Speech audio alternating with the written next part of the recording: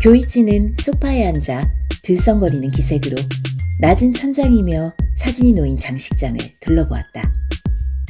어휴, 이런 곳에서 죽었어? 라는 말이 금세라도 튀어나올 듯한 얼굴이었다.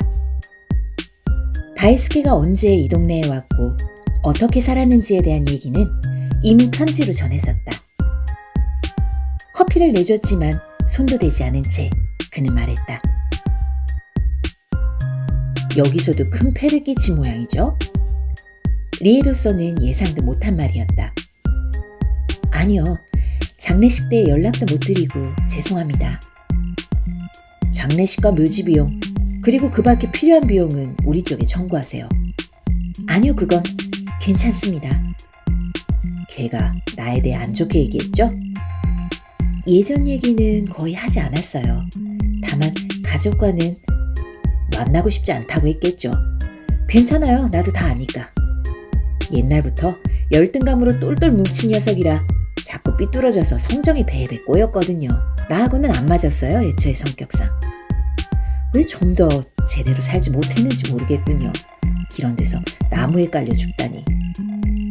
마지막까지 불효를 하네요. 어머니에겐 아직 말도 못했어요. 슬픔을 얼버무리려고 일부러 난폭한 말투를 쓴 것이라고는 생각되지 않았다.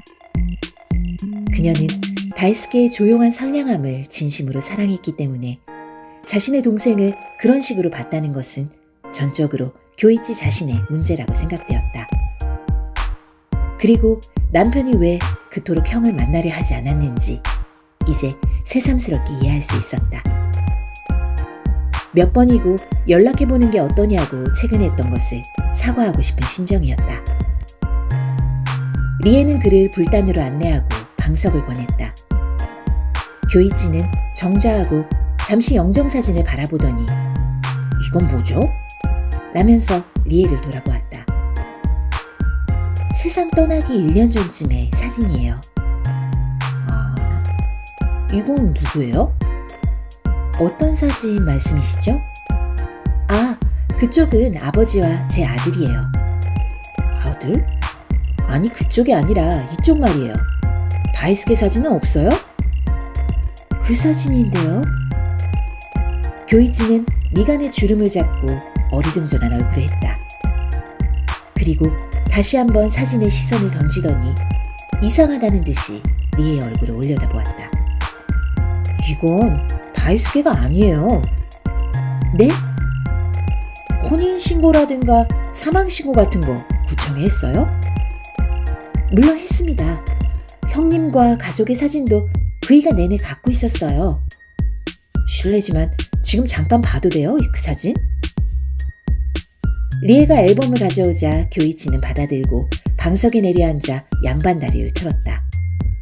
그리고는 첫 장부터 고개를 쭉 내밀면서 누구야 이게? 어? 하고 연신 혼잣말을 중얼거렸다. 리에는 혼란스러웠지만 교이치의 실소에 자신과 다이스케의 결혼 생활이 비웃음을 당한 듯한 모욕감을 느꼈다. 교이치는 다이스케라고 우기는 그 남자가 리에와 유토 그리고 하나와 함께 찍은 사진을 찬찬히 들여다보면서 마지막 장까지 앨범을 넘겼다. 그리고 교이치 본인이 본가에서 양친과 함께 찍은 오래된 사진을 보고는 흠칫했다. 그 사진에 동생이 찍히지 않은 이유를 그는 기억하고 있었다. 다이스케가 셔터를 눌렀기 때문이었다.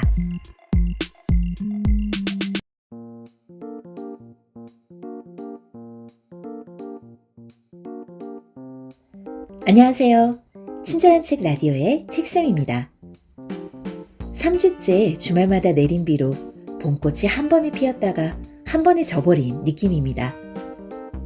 스치듯 지나는 봄이 아쉽기만 한 4월의 초입에 서서 이번 한 주는 정신을 똑바로 차리고 짙어지는 봄의 색을 만끽해보려고 합니다. 책을 통해 떠나는 여행을 권하는 친절한 책 라디오. 오늘은 그 38번째 책여행 날인데요. 함께 읽을 책은 히라노 게이치로의 한 남자입니다. 저자 히라노 게이치로는 대학생 시절이던 1998년 일식으로 센세이션을 일으키며 문단에 등장하였는데요. 모든 표현은 시대와 함께한다 라는 기치하에 소설가로서의 자신의 변천을 예민하게 의식해온 작가가 등단 20년을 결산하며 선보인 14번째 소설 작품이 바로 오늘 함께 읽을 한 남자입니다. 책은 타인의 삶을 살았던 한 남자의 발자취를 더듬는 변호사 기도의 이야기를 뼈대로 하고 있습니다. 그는 이번 소설로 단 한 번의 생을 사는 우리에게 나란 무엇인가, 그리고 어떻게 살아야 하는가 라는 주제에 대해 무엇을 이야기하고 싶었을까요? 그럼 지금부터 저 책샘과 함께 히라노 게이지로가 이끄는 이야기 속으로 책여행을 떠나볼까요?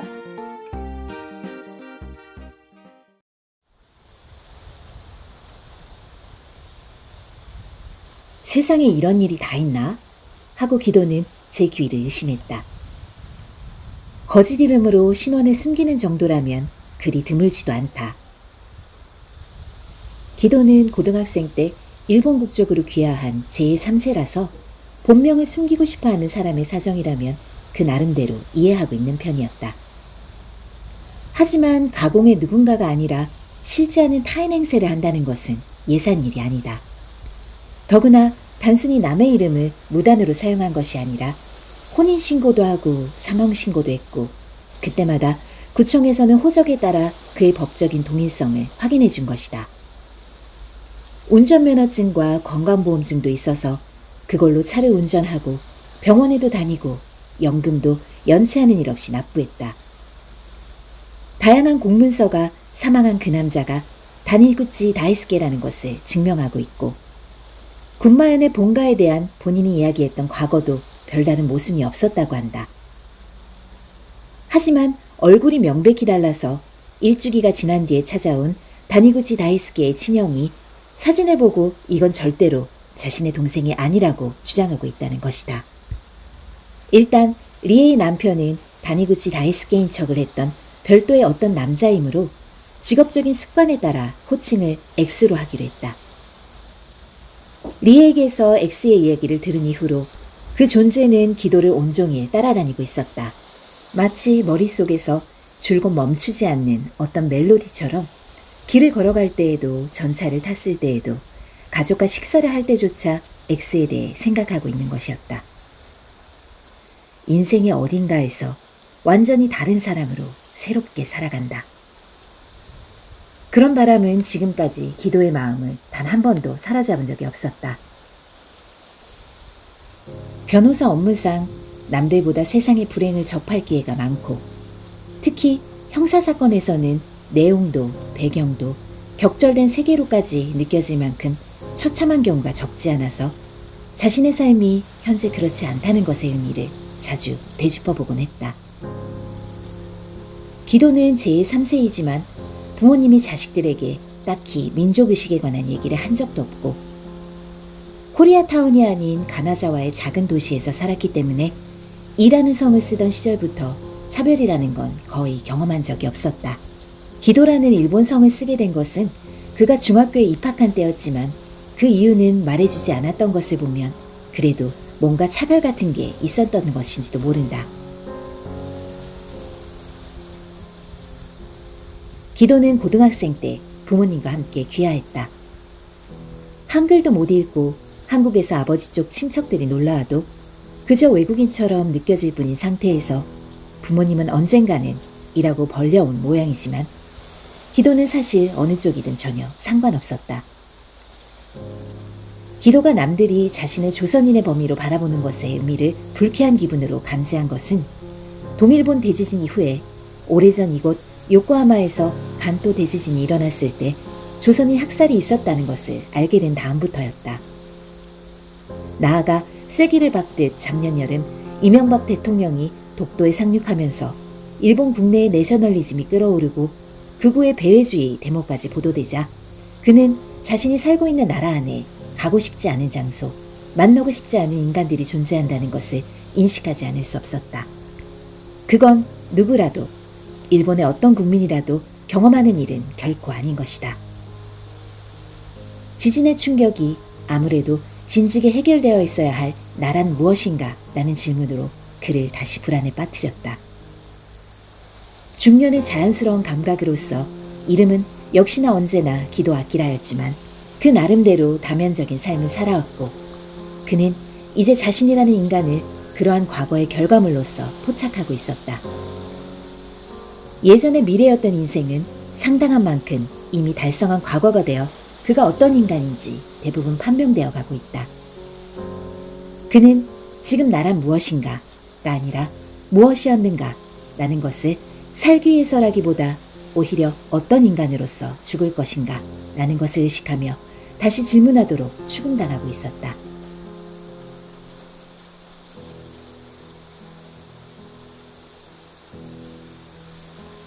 최근에 헤이트 스피치 같은 거 정말 최악이죠. 뭔가 진짜 불쾌해요. 솔직히 그런 정도까지 가면 상처를 입는다든가 화가 난다든가 하는 느낌도 없어요. 죽으라느니 바퀴벌레라느니 그런 수준까지 떨어지면 뭐 좀 피곤하긴 하죠. 법률로 단속할 순 없나요? 그런 움직임이 있긴 하지만 표현의 자유와 겹쳐진 문제라서 법조계에서도 의견이 갈렸어요.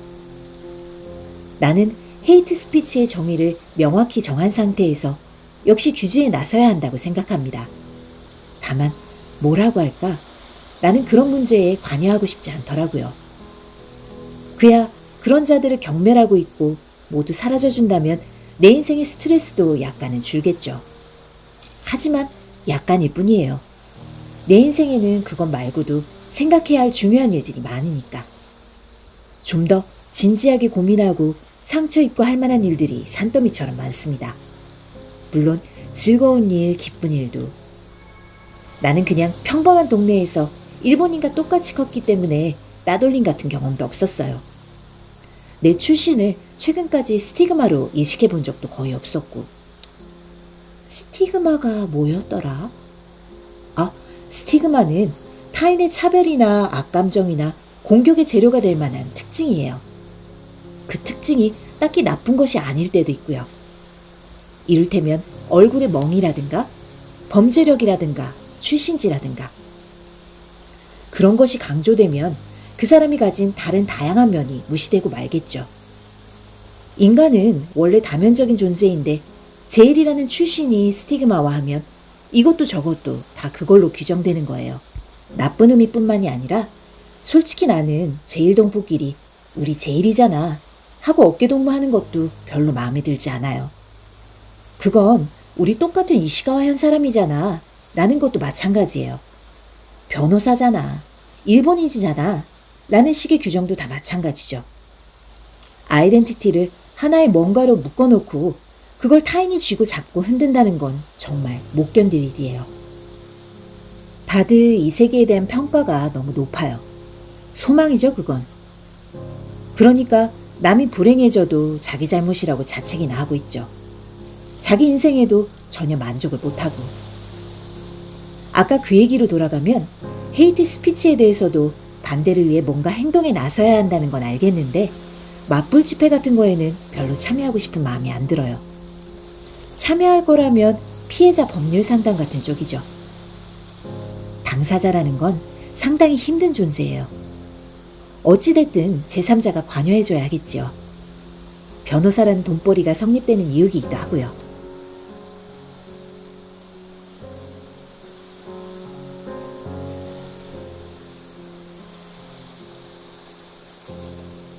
하라 마코토 씨는 자주 웃는 편이었습니까? 아니요, 별로. 컴컴한 친구는 아니었지만 아주 점잖은 편이었거든요. 그래서 아까 그 부인하고 찍은 사진을 보니까 다른 사람 같은 느낌이 들던데요. 나이도 들었고 참 선한 표정이 되었구나. 진짜 다행이다. 하고. 참 가엾더라고요. 평생 음지에서 사는 게 싫어서 복싱을 시작했는데 막상 닥치니까 겁이 났겠죠. 비난받는 것도 두려웠을 거고 살해된 친구에 대한 미안한 마음도 컸어요. 자기 몸에 아버지와 같은 피가 흐른다고 생각하면 뭐 쥐어뜯어서 몸을 벗겨내고 싶을 만큼 기분이 나쁜 모양이더라고요. 그런 몸이라면 누군가 사랑하는 여자가 생겨도 품을 수 없을 거 아닙니까? 그래서 그 친구가 동정이었어요, 여기 있을 때. 기도는 말을 잊지 못한 채 몸을 수그리고 짧게 고개를 끄덕였다. 인간의 마지막 거처일터인 내 몸이 지옥이라는 건 과연 어떤 고통일까? 내 몸이 사랑하거나 사랑받을 자격이 없다고 생각해야 하는 인생이란. 관장님은 어떻게든 마코토를 챔피언으로 만들어주려고 했어요. 힘든 인생이었던 만큼 그걸 바꿔주고 싶었던 거죠. 하지만 마코토는 챔피언이 되고 싶었던 게 아니에요. 그냥 보통 사람이 되고 싶었던 거지. 보통 사람으로 조용히 살고 싶었을 거예요. 누구의 주목도 받지 않고 그냥 평범하게. 야나기사와는 다시 한번 책상 위에 리에와 함께 찍은 하라 마코토의 사진을 손에 들었다. 젊은 나이에 떠난 건 가엾지만 마지막에 행복해서 진짜 다행이네. 자기가 걱정했던 것처럼 남 해치는 일 없이 일생을 마쳐서 그것도 정말 다행이에요. 내 말이 맞잖아 라고 얘기해주고 싶네.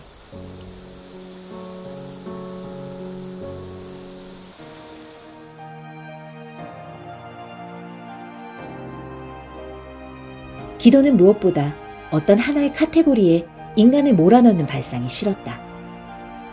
제일이라는 출신이 번거롭기만 한 것도 바로 그 때문이었다. 당연한 얘기지만 제일 중에도 좋은 사람이 있는가 하면 나쁜 사람도 있고, 또한 그 좋은 사람에게도 단점이 있고 나쁜 사람에게도 아마 그가 알지 못하는 장점이 있는 것이다. 아무도 타인의 실제 과거 따위 분명하게 안다고 할 수 없다. 내 눈앞에 없을 때 그 사람이 어디서 무엇을 하는지도, 아니 설령 눈앞에 있더라도 그 본심을 안다고 생각하는 건 섣부른 자만인지도 모른다. 하나의 카테고리로 사람을 판단한다는 것은 참 폭력적이란 생각을 합니다. 나란 사람만 돌아보아도 너무나 명백하죠. 나란 사람이 어디 하나의 범주로 일관성 있게 설명이 되던가요? 다니구치 다이스케로 남은 생을 살 수밖에 없었던 살인자의 아들 하라 마코토도 차별이나 악감정이나 공격의 대상이 되는 특징들로 싸잡아 매도하는 헤이트 스피치도 우리 사회가 가진 폭력성에 대한 반증이라는 생각이 듭니다. 요즘 미국에서 문제시되고 있는 아시아계 혐오 범죄도 같은 맥락이겠죠. 사람은 한 사람 한 사람 그 자체로 존중받아야 될 존재입니다. 어느 누구도 함부로 누군가를 대할 수 없습니다.